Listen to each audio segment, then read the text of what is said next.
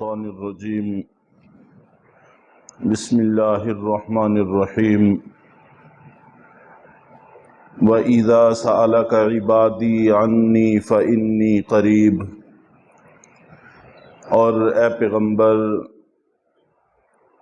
میرے بندے میرے بارے میں آپ سے پوچھتے ہیں، آپ فرما دیجئے کہ میں اتنا قریب ہوں۔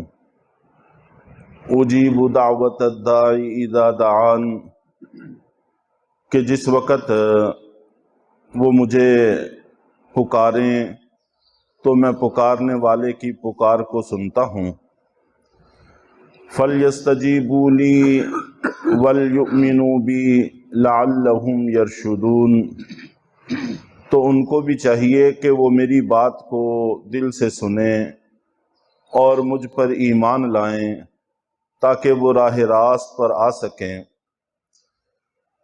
أُحِلَّ لَكُمْ لَيْلَةَ الصِّيَامِ الرَّفَثُ إِلَى نِسَائِكُمْ۔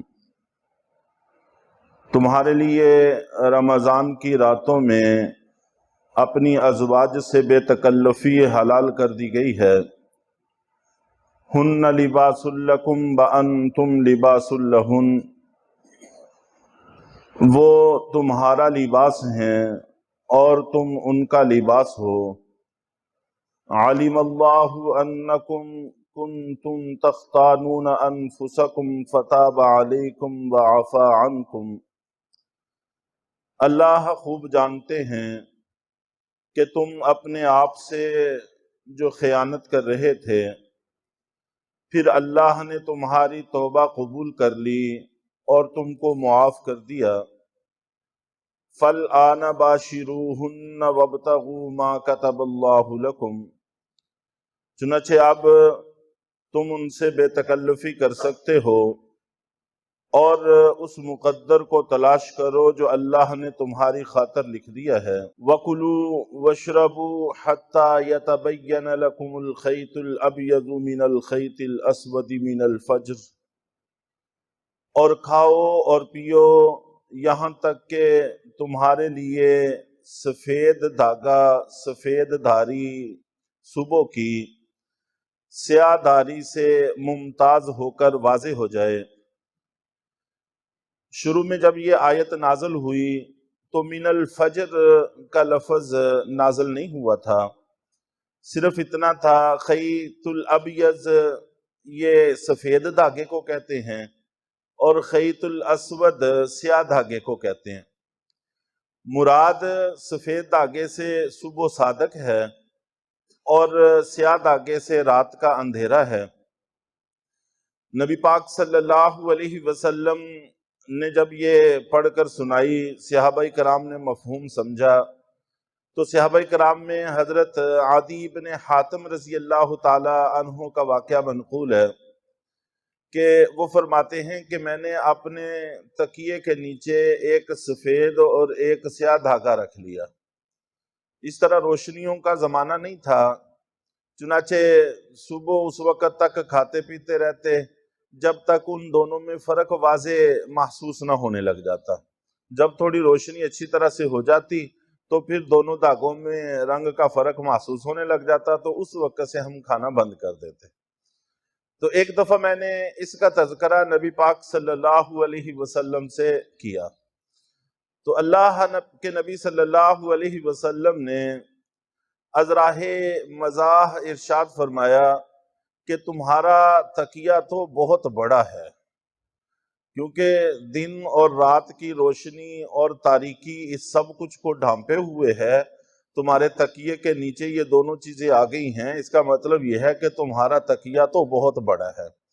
اور اس کے بعد پھر من الفجر کا لفظ اللہ رب العزت نے نازل فرمایا کہ سفید داری فجر کی، سیاہ داری یعنی رات کی تاریکی سے ممتاز ہو جائے۔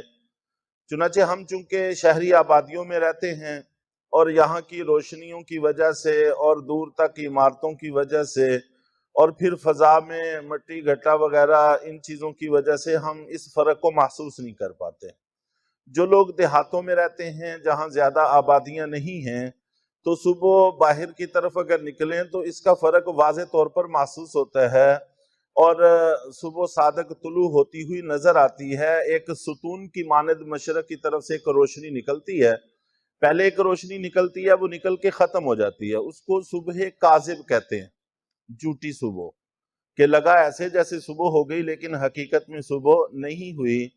اس کے کچھ دیر کے بعد ایک ستون کی مانند روشنی نکلتی ہے اور پھر وہ اوپر چلتی جاتی ہے، اور اس کے بعد وہ پھیلنا شروع ہو جاتی ہے، اور پھر تھوڑے ہی وقت کے بعد اجالا سا ہونا محسوس ہوتا ہے، تو اس کو صبح صادق کہتے ہیں، سچی صبح، کہ واقعتاً صبح اب ہو گئی ہے۔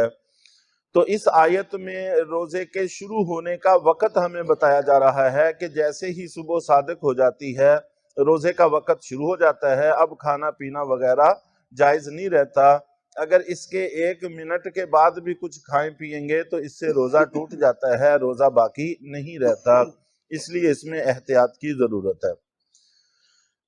اور کھاؤ اور پیو یہاں تک کہ تمہارے لیے صبح کی سفید داری سیاہ داری رات کی سیاہ داری سے جدا ہو کر واضح ہو جائے۔ ثم اتم الصیام الی اللیل، پھر تم روزے کو پورا کرو رات تک۔ اس حصے میں روزے کا آخری وقت بیان کیا ہے کہ جو صبح صادق سے شروع ہوتا ہے اور رات تک باقی رہتا ہے، اور سورج کے غروب ہوتے ہی رات شروع ہو جاتی ہے، جیسے ہی سورج غروب ہوتا ہے تو روزے کا وقت ختم ہو جاتا ہے، اس کے بعد پھر کھانا پینا جائز ہو جاتا ہے۔ وَلَا تُبَاشِرُوهُنَّ وَأَنْتُمْ عَاكِفُونَ فِي الْمَسَاجِدِ، اور تم ان سے بے تکلفی نہ کیا کرو مسجدوں میں اعتکاف کرتے ہوئے۔ تِلْكَ حُدُودُ اللَّهِ فَلَا تَقْرَبُوهَا، یہ اللہ کی حدیں ہیں، تم ان کے قریب بھی نہ جاؤ۔